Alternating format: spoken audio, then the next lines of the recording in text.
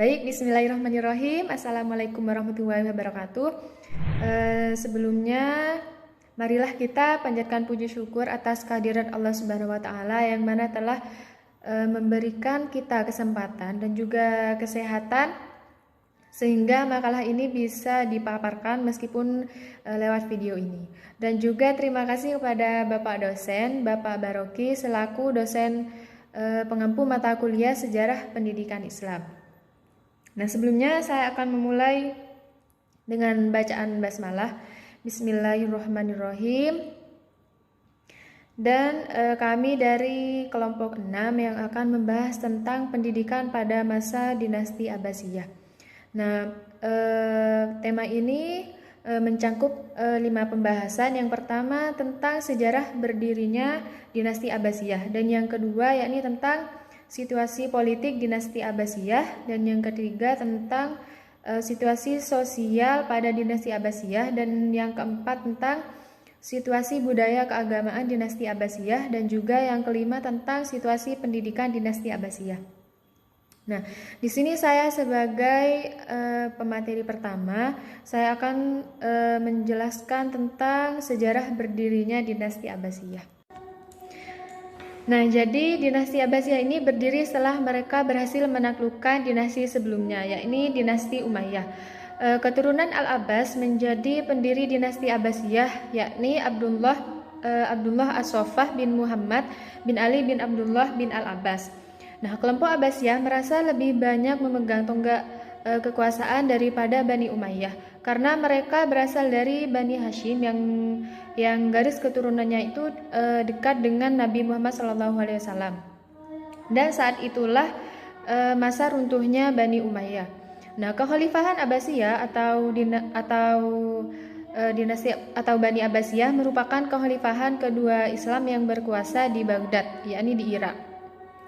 Pada masanya, kekhalifahan Abbasiyah berkembang pesat dan menjadikan Islam sebagai pusat pengetahuan dunia. Dan sejarah berdirinya dinasti Abbasiyah tidak dapat dilepaskan dari peperangan-peperangan. Pada awalnya cicit dari Abbas bernama Muhammad bin Ali berkampanye untuk mengembalikan kekuasaan pemerintahan kepada keluarga Bani Hashim di Parsi ketika Umar bin Abdul Aziz masih memerintah. Pertentangan semakin memuncak pada masa pemerintahan Khalifah Marwan II. Nah, menjelang berakhirnya dinasti Umayyah, ada kelompok dari Bani Hashim yang teraniaya sehingga melakukan perlawanan. Nah, kelompok Bani Hashim keturunan Ali dipimpin oleh Abu Salamah, dan keturunan Abbas dipimpin oleh Ibrahim Al-Iman. Dan selain itu juga ikut kelompok keturunan bangsa Persia dan juga pimpinan Abu Muslih Al-Khurashani bekerjasama menaklukkan dinasti Umayyah. Dan pada akhirnya kaum Abbasiyah ini berhasil menaklukkan pemimpin terakhir Umayyah, yaitu Marwan bin Muhammad. Dan Abu Abbas As-Soffah berhasil meruntuhkan Bani Umayyah dan diangkatlah dia sebagai khalifah. Nah, dan juga dinasti Abbasiyah ini memegang kekuasaan kekhalifahan selama 3 abad. Dan mengusung kepemimpinan gaya Islam dengan menyuburkan kembali ilmu pengetahuan dan juga mengembangkan budaya di Timur Tengah. Dan juga salah satu metode atau pendekatan yang dilakukan dinasti Abbasiyah untuk merebut kekhalifahan atau kekuasaan dari dinasti Umayyah ini adalah dengan cara membentuk suatu persamaan dari masyarakat atau kaum Malawi dari Persia.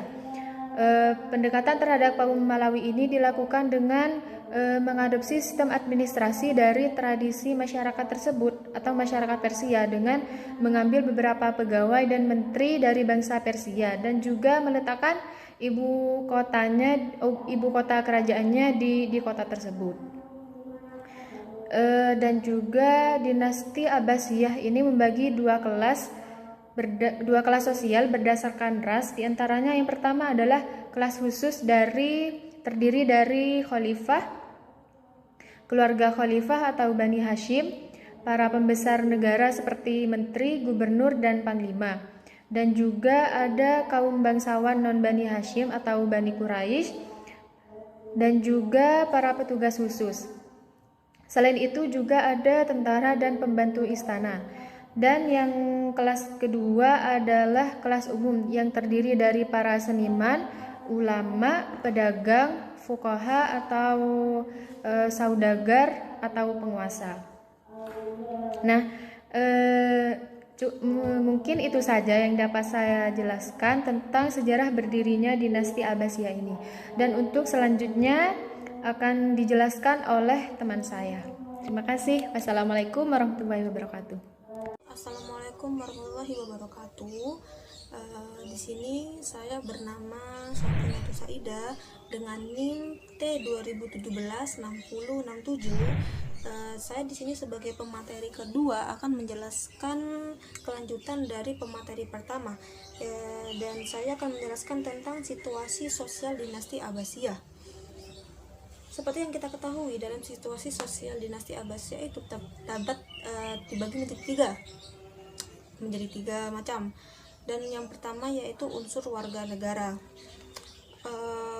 Definisi nomor 1 ini yaitu kehidupan sosial pada masa dinasti Abbasiyah. Mereka melanjutkan kehidupan setelah masa dinasti Umayyah. Jadinya pada sebelumnya dinasti Umayyah dan dilanjutkan kepada dinasti Abbasiyah.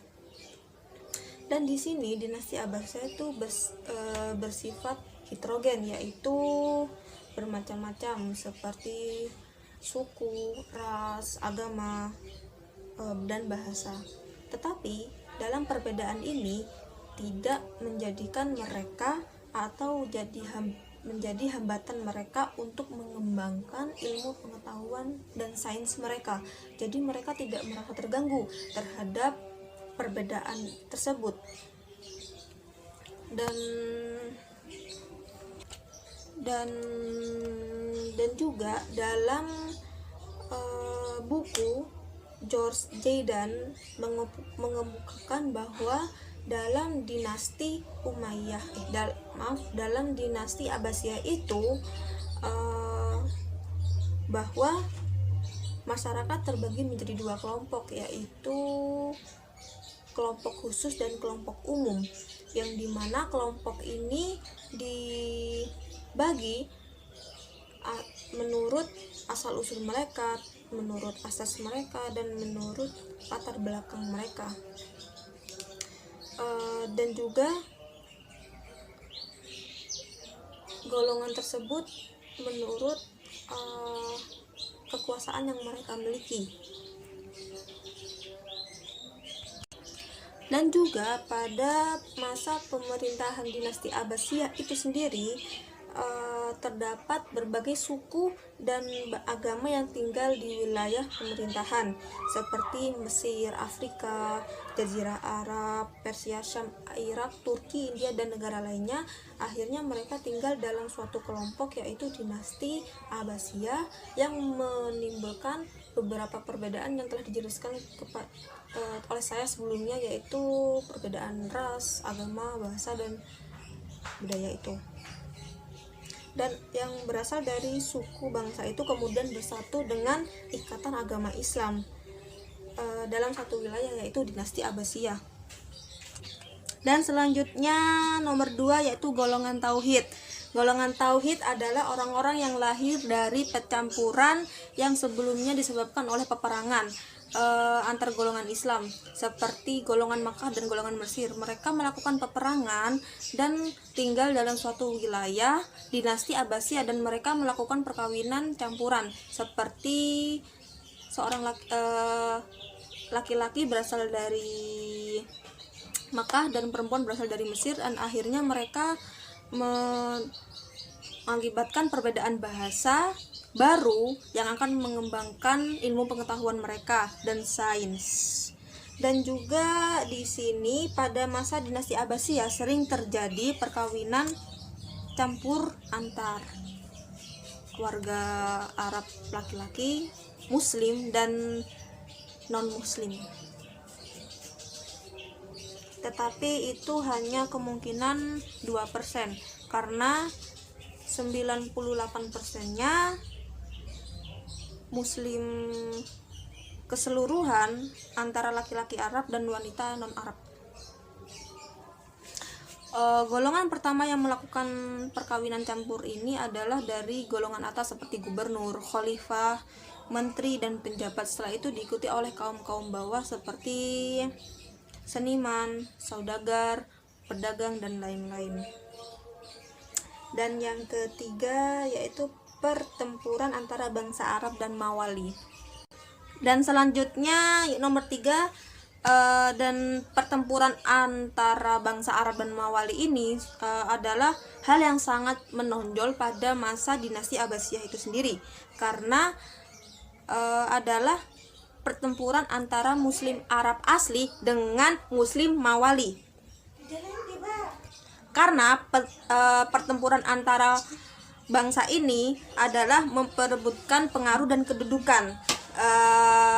Dalam bangsa Arab mengklaim bahwa mereka lebih cocok untuk memenangkan peperangan ini karena mereka merasa bahwa nabi mereka berasal dari Mekah, dari golongan Arab. Sedangkan bangsa Mawali mereka merasa bahwa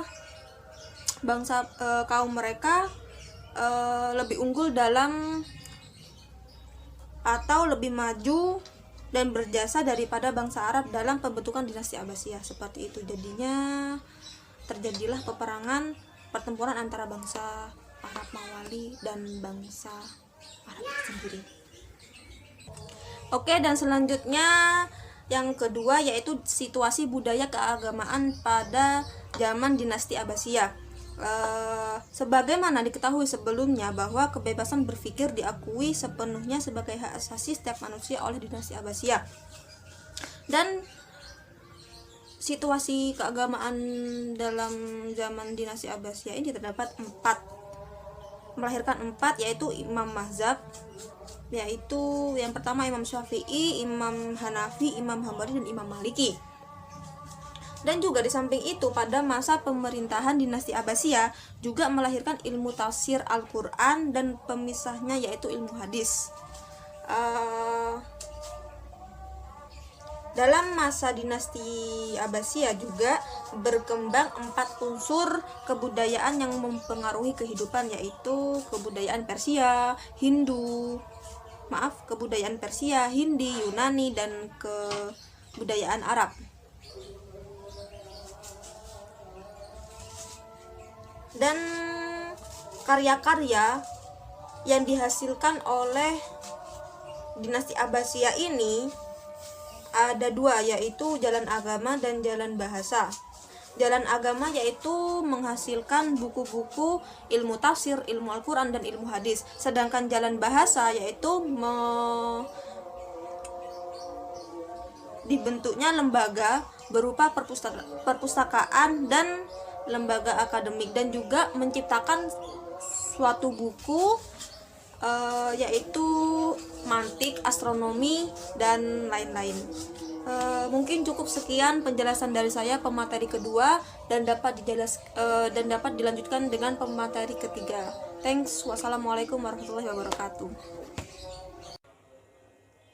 Baik, di sini saya NIM T 2017-7035 atas nama Risma Minatul Khalifah dari Tadris Matematika.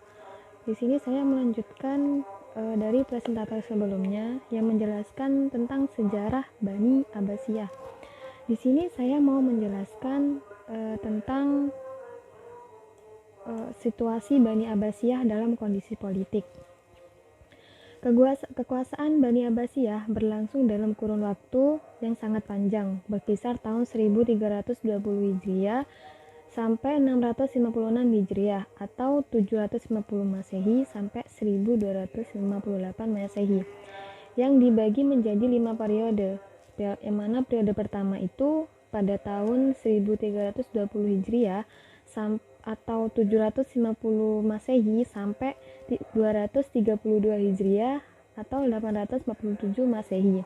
Nah, pada periode pertama ini disebut dengan periode pengaruh Persia pertama. Yang kedua, periode kedua yaitu pada tahun 232 Hijriah atau 847 Masehi sampai 334 Hijriah atau 945 Masehi. Periode kedua ini disebut masa pengaruh Turki pertama. Periode ketiga ini pada tahun 334 Hijriah atau 945 Masehi sampai 447 Hijriah atau 1055 Masehi. Dan periode ketiga ini disebut masa kekuasaan dinasti Buwaih atau pengaruh Persia kedua. Yang keempat, periode keempat ini pada tahun 447 Hijriah atau 1055 Masehi sampai 590 Hijriah atau 1194 Masehi. Dan periode keempat ini merupakan kekuasaan dinasti Bani Saljuk dalam pemerintahan atau pengaruh Turki II. Yang kelima, periode kelima ini pada tahun 590 Hijriah atau 1194 Masehi sampai 565 Hijriah atau 1298 Masehi. Nah, periode kelima ini merupakan masa mendekati kemunduran dalam sejarah peradaban Islam. Lanjut. Nah, pada periode pemerintah Bani Abbas mencapai masa keemasannya. Secara politis, para khalifah betul-betul tokoh yang kuat dan merupakan pusat kekuasaan politik dan agama sekaligus. Di sisi lain, kemakmuran masyarakat mencapai tingkat tertinggi. Periode ini juga berhasil menyiapkan landasan bagi perkembangan filsafat dan ilmu pengetahuan dalam Islam. Namun, setelah periode ini berakhir, pemerintah Bani Abbas mulai menurun dalam bidang politik meskipun filsafat dan ilmu pengetahuan terus berkembang.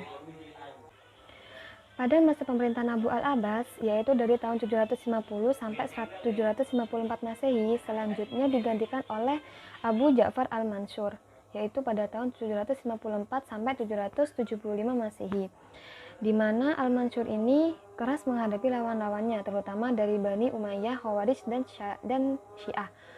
Mulanya, ibu kota negara adalah Al-Hashimiyah, dekat Kufah. Namun, untuk lebih memantapkan dan menjaga stabilitas negara yang baru berdiri itu, Al-Mansur memindahkan ibu kota negara yang dibangunnya yaitu di Baghdad, dekat bekas ibu kota Persia, pada tahun 762 Masehi. Nah, dengan demikian, pusat pemerintahan dinasti Bani Abbas berada di tengah-tengah bangsa Persia. Di ibu kota yang baru ini, Al-Mansur melakukan konsolidasi dan penerbitan pemerintahannya, diantaranya dengan membuat semacam lembaga eksekutif dan yudikatif. Pada masa Al-Mansur ini, jawatan pos ditugaskan untuk menghimpun seluruh informasi di daerah-daerah sehingga administrasi kenegaraan dapat berjalan lancar. Pada direktur jawatan pos bertugas melaporkan tingkah laku gubernur setempat kepada khalifah. Khalifah Al-Mansur berusaha menaklukkan kembali daerah-daerah yang sebelumnya, membebaskan diri dari pemerintah pusat dan menetapkan keamanan di daerah perbatasan. Pada masa Al-Mansur ini, pengertian khalifah kembali berubah. Dia berkata, "Innama ani sultan Allah fi ardihi," yang artinya sesungguhnya saya adalah kekuasaan Tuhan di buminya.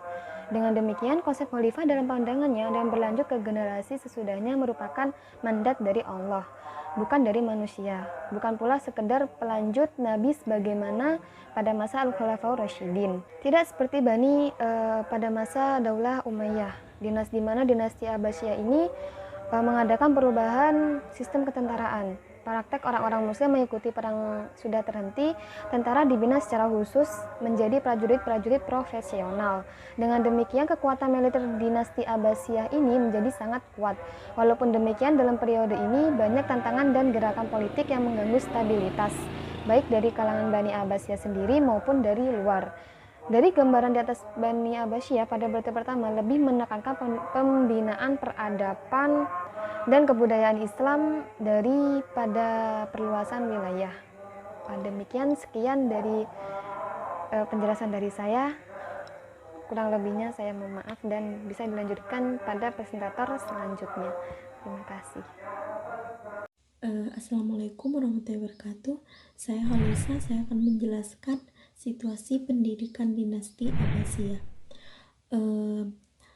Pada zaman dinasti Abbasiyah, pengajarannya di sana itu berkembang pesat di seluruh negara Islam hingga akhir madrasah-madrasah yang tidak terhitung banyaknya. Jadi di sana itu pada pendidikan dinasti Abbasiyah itu pendidikannya itu berkembang pesat dan tidak terhitung banyaknya. Di sana itu madrasah-madrasah itu banyak sekali, dan di tahun 132 Hijriah sampai 1250 Masehi, selama dinasti ini berkuasa pada pemerintahan, dan pendidikan Islam diterapkan dengan sistem yang berbeda-beda dengan politik, sosial, dan kultur budaya terjadi di masa-masa tersebut. Jadi di sana itu pendidikannya itu sangat pesat dan di sana itu berbeda-beda sistem politiknya, sistem sosialnya, kultur budayanya itu beda-beda. Zaman pendidikan Abbasiyah ini, zaman pemerintahan dinasti Abbasiyah dikenal dengan zaman keemasan. Kenapa disebut dengan zaman keemasan? Karena di sana ini zamannya penuh kejayaan Islam. Secara politis, pada khalifah betul-betul tokoh yang kuat dan cinta ilmu. Di sana ini orangnya cinta ilmu pengetahuan, dan sekaligus merupakan pusat penguasaan pihak-pihak dan agama pada pendidikan Abbasiyah. Mendapat perhatian yang sangat besar dari masjid-masjid yang ada di Baghdad dan berbagai pendidikan dan pengajaran tingkat dasar. Pada pendidikan Abbasiyah di sini, perkembangannya pada masa dinasti Abbasiyah di sini menjadi dua tahapan. Yang pertama, tahapan awal abad ke-7, yaitu dengan perkembangan secara alamiah, disebut juga dengan sistem pendidikan khas Arabia. Jadi khasnya itu berbentuk Arabia, seperti itu. Yang kedua yaitu awal abad ke-10, 11, kegiatan pendidikan pengajaran diatur oleh pemerintah dan disebut sistem pendidikan khas. Masa ini sudah memengaruhi unsur non-Arab. Jadi di sana itu pendidikan itu dipengaruhi oleh unsur, tidak ada unsur non-Arabnya, seperti itu. Yang kedua yaitu yang tujuan pendidikan. Di sana ini tujuannya itu cinta dengan ilmu pengetahuan serta bangga dengan mencapainya ilmu. Orang-orang di sana itu bangga terhadap ilmu yang kita dapatkan, seperti itu. Pendidikan dinasti pada dinasti zaman Abbasiyah, yaitu pengajaran dan perkembangannya itu sangat besar karena anak-anak di sana dan orang dewasa berlomba-lomba dalam menuntut ilmu dan pengetahuan melewati ke pusat-pusat pendidikan, meninggalkan kampung mereka untuk menuntut ilmu agar ilmu yang mereka dapatkan itu berbarokah. Dan dengan berkembang luasnya lembaga-lembaga pendidikan dalam dunia Islam sebelum munculnya lembaga pendidikan formal, di masjid itu di sana dijadikan sebagai tempat pendidikan. Selain itu juga tempat menunaikan ibadah sholat, seperti itu. Di masjid-masjid di sana didirikan oleh para penguasa pada umumnya, dan dilengkapi juga dengan perpustakaan semacam fasilitas pendidikan, tempat yang lebih nyaman untuk mereka dan anak-anak di sana belajar, dan tempat-tempat untuk pengajian dari ulama yang merupakan kelompok-kelompok, tempat untuk berdiskusi, musyawarah, dan sebagainya.